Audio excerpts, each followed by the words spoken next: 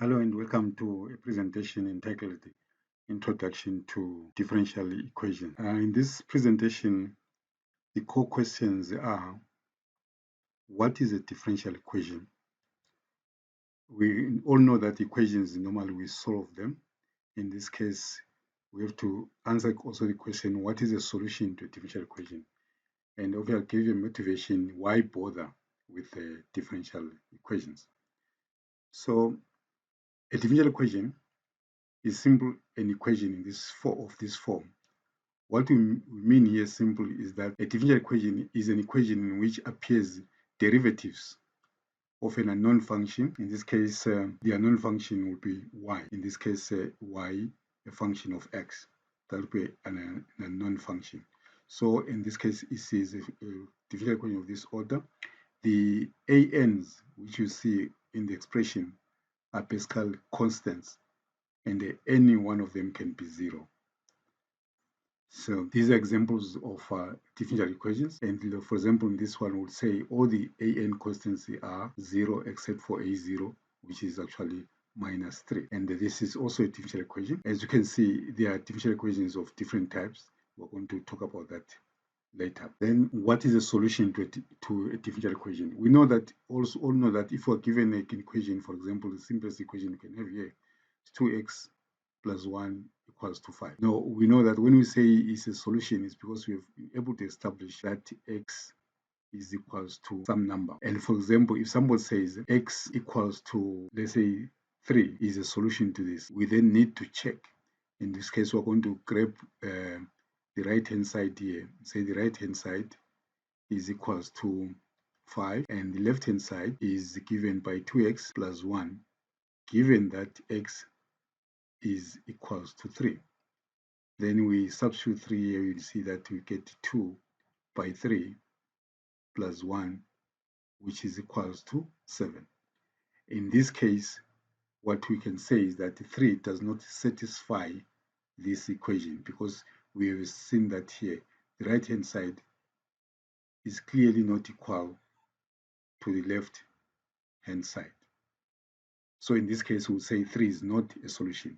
So coming to the differential equation also, a solution to a differential equation will be that function of the same variable which satisfies the equation. For example, we've got here a differential equation dy dx plus 2y equals to 0. And it is claimed here, what you're supposed to do here, you're supposed to check which one of these functions is a solution to this. In this case, let's try y equals to 4e to the power minus 2. What I'm doing here with this example, you have to try it with the other solutions suggested and also with this second differential equation, just to show that you see the procedure and how we go about checking whether a given function is a solution. So in this case, again, we'll say the right hand side here is given as 0, and the left hand side is given as dy dx plus 2y, and the y is given as y equals to 4 e to the power minus 2x. So what we do now, we differentiate this to get minus 8 e to the power minus 2x. I hope everyone knows how to differentiate this. So what we need then to do here is to substitute the derivative here and add 2 times the solution itself. So what we get here, we're getting minus 8 e minus 2x plus 2 times 4 e to the power minus 2x, and you can clearly see that you're getting 8 plus minus 8 e to the power 2x, which gives us 0. So in this case, we will note that the right hand side is identically equal to the left hand side. Then we say the function given, which is this one, satisfies the equation. Therefore, y equals to 4 e to the power 2x is a solution. So what I'm saying here is a solution, I mean is a solution to the differential equation given. So this procedure, you must be able to do it, and do it very explicitly in such a way that it's easy to read what you're doing, and you must communicate, answer your solution completely. Then moving forward, we also need to know how to classify differential equations. In this case, they can simply be, the first classification can be simply be in terms of what type of derivatives appear in differential equations. And we know that we've got ordinary derivatives, which we denote this way, let's say dy dx, when a function is a function of one variable. And on the other hand, if we've got a function of two variables, like let's say z equals to f of xy, we don't talk of derivatives here, instead we talk of partial derivatives. So we can talk of delta f, delta x, a function of x, y. So then here we're dealing with the partial derivative. So in that way, differential equation can be classified as ordinary differential equations. In this case, we'll be looking at differential equations of this nature where all the derivatives are ordinary derivatives. So we've got ordinary differential. On the other hand, we can talk of partial differential equations, abbreviated ODEs.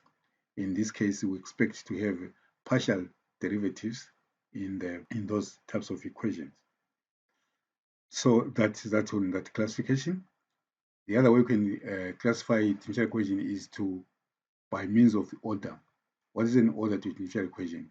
For example, a derivative like this is a first order derivative, and here we see that di dt is a first order derivative, but here we've got a derivative of second order, and in this case here we can talk of a derivative of the nth order. So the order of a differential equation is precisely the order of the highest order of a derivative appearing in the equation. For example, in this equation, we've got one derivative in this first order, so this is a first order differential equation. Likewise here, this is a second order, and this one only when an, the coefficient an here, is not equal to 0, then we say this differential equation is of the nth order. I hope that is clear about the order of the differential equation. It simply inherits the order from the highest derivative which appears in that equation. And then we can also talk of the degree of a differential equation. Simply with the degree of differential equation, you just simply have got to look at the equation, check the highest order derivative again, which appears, then the power, like for example, what you can see here, the power to which that derivative is elevated becomes the degree of the differential equation. I repeat, you first of all go to check where is the derivative with the highest order. In this case is 2. And then the power to that derivative to which is elevated is 3. So the order of this differential equation is 3. Though here there's a first derivative, the order is 6, is higher than 3. But for the whole differential equation, the order comes from the power to which the highest derivative is elevated. Then moving forward, we can also classify differential equations according to whether they are linear or non-linear. In this case, this is what we can describe as a linear differential equations. What we see here, we don't see a derivative being elevated to a power or a derivative being multiplied by the function itself. So these are linear differential equations. On the other hand, when we come here, you see that the function itself is elevated to power 3. So when this happens, then the differential equation is going to be called nonlinear. And in the second equation, you see a partial derivative multiplied by the function itself, which is the unknown function equation. Again, here is not linear. And equally here, the third equation is going to be non-linear. Then the next question is, why bother with differential equations? Actually, why we should bother, we can get it from this quote, which I got from Wikipedia. This says, a mathematical model is a description of a system using mathematical language and concepts. So in other words, differential equations are used as tools to describe systems. What do you mean by a system? A system simply will mean a collection of units of whatever objects are, which are interconnected to perform a certain task. In this case, schematically, we can put a system this way as a block, basically kind of a black box, where inside here there are interconnected components to perform a task. Well, in this case, a differential equation is simply an input-output system. In this case, the differential equation will actually model the system uh,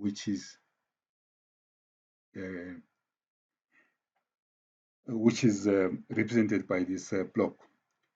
So moving forward, if we've got a differential equation, in this case, the right-hand side of the equation is what takes the place of what the input, and the function which is unknown here will be playing the role of the output. So schematically, I can simply put this kind of an expression where is dash there is any function which can be contained there. In this case, our case is y. So we'll put f and then the output will be y. That's exactly what we are talking about here. So we've got the differential equation model in such a system. So then, what system can we talk about here?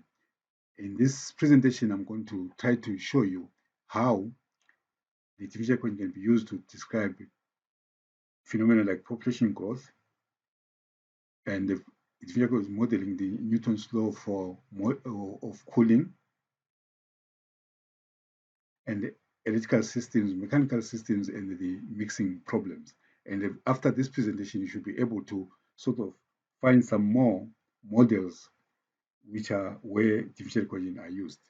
Concerning the population growth, we've got this kind of statement. It says the rate of population growth is well known to be directly proportional to the population itself. Simple expression that in a place where there are few people, the population is small relative to the size of the population. So in this case, mathematically, we can say let the P of t be the function which is describing the population growth. And then what is said in this statement is simply saying that the rate of change, remember when we talk of rate of change, we're talking of the first derivative. So the rate of change of the population is directly proportional to the population itself. That's why we express it mathematically. But that means that there exists a constant k such that the derivative is equal to the k multiple of the population. And then exactly there, we can see that we're now in the presence of a differential equation. It's an equation in which appears a derivative of an unknown function. In this case, the unknown function is our p of t. Then solving this, well, that's what we're going to look at later.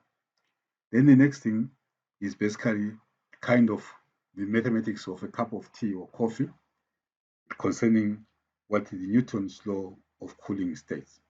It simply says that the rate of loss of heat of a body, in this case can be body like iron rod or body of this liquid, is directly proportional to the difference of the temperature between the body and its surrounding. In other words, it is directly proportional to the temperature, the difference of the body temperature and the surrounding temperature. In other words, the ambient temperature. So that in this is clearly that temperature then becomes a function of time. And if we denote it by T of T, then we can find an expression. We should actually worry about now the expression of this T. But according to what is stated here, we are talking about the rate of this change of temperature. And then in that case, we can assume that the TB denotes the temperature of the body, and TS denotes the temperature of the surrounding.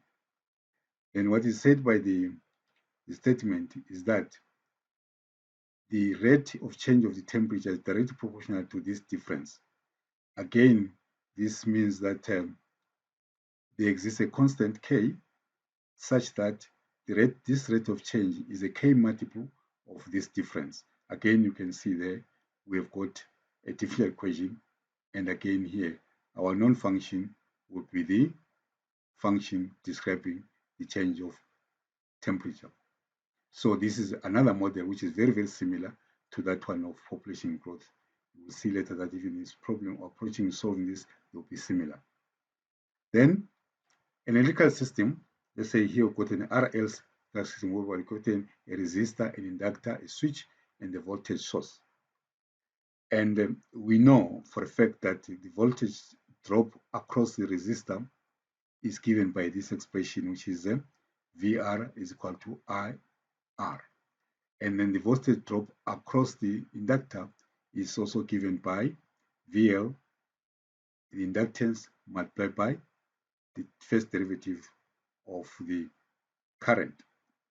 In this case, what we are applying Kirchhoff's law, we know that the sum of voltage drops around a closed loop is equal to 0. So this is what is expressed here. But equivalently, this gives us this kind of an equation, which in this case is a first order differential equation. Then there we've got a model for this kind of a system. And the next is a mechanical system, whereby we've got here a kind of a beam where we can suspend the mass. And we know that if we have to this body of mass, we apply an external force, what's going to happen? The damping kind of a shock absorber here will resist the vibration of this mass, and also the spring would like to sort of restore itself. And then what we know for the fact that the force which is going to be generated by the motion of this um, mass mass is equal to mass times acceleration, and that force is modeled this way. And then next is that the restoration force by the spring is going to be modeled by Fs equals to minus K, that meaning that it's this talk to that this force is acting in the opposite direction in which the body is moving. And then we also have the damping force inhibiting the vibration is going to be modeled this way. Now, evoking Newton's law, we know that we're going to have force equal to this force equal to the sum of the forces facing the opposite direction. In this case, what we get, we're already having an equation, and just cleaning up this equation, we see that you can take this as that and this force as that, and substituting this very equation, we end up with an equation this way. So we look at this equation as a model for this kind of spring mass system. Then the next model is concerning what we call the mixing problem. For example, we've got here a tank which is got an inlet this side and an outlet this side. So the story basically says we've got a tank here which is the cylinder D liters, which is containing M kilograms of salt, and then a mixture of R consisting of R kilograms of salt per liter is pumped in here, and pumped into the tank at this rate, and also the mixture is steered well to mix and is leaving the tank this side at the same rate. What I'm talking about is, in this case, what we have basically is that at n time t, there will be a certain quantity of salt in the tank, which you can represent by a function q of t. And then we're talking of a rate in, which in this case is going to be this R kilograms per liter multiplied by the rate at which is coming in here, which is C liters per minute. That will be the rate in. And then if we were to talk about the rate out, in this case, it will be the expression of the function in kilograms divided by the capacity of the tank, which is that, multiplied by the rate at which the solution is going out there, in this case, which is the same as then. So then when we talk of the rate of change of the quantity of salt in the tank, we'll be simply talking about the following: dq dt. But we're told that this rate would be actually equal to the difference between the two rates in and the rate out. Exactly at that point, we're actually shaping up a differential equation. Then moving forward, we can clean up this and write this way. And you can see everywhere get units kilogram per minute, and kilogram per minute. Now, dropping units from all this, we get an equation like this. And rewriting it nicely, rearranging this expression, you've got an equation like this. So, and this equation is an equation actually which would say is an equation modeling the mixing problem. So our unknown here will basically, that function will be giving us the quantity of salt in the tank at any time t. So looking at what we've seen here, I hope you have noticed what is the importance of differential equations as tools to model some real life activities which we meet in our world of work. And then, so that I think is a good motivation to see why, as an engineer, you must actually engage this type of mathematics. Your task now is to try to use the kind of knowledge you're going to get after studying all these models to try to find a way of also using this thing in particular situations which you meet in life, even new situations. Try to use mathematics to model reality and give solutions to real life problems. So what is going to follow now? We're going to engage all these types of equations in all these models and see how we can solve them. But before we can do that, we really need to understand different types of solving differential equations without really looking at applications. Then later, try to see how we can use these methods to solve real life problems. Otherwise, at this point, I think I've given enough motivation and examples to see why you should actually worry about this chapter. At this point, I would like to say thank you for listening. My name is Charles Suasfani.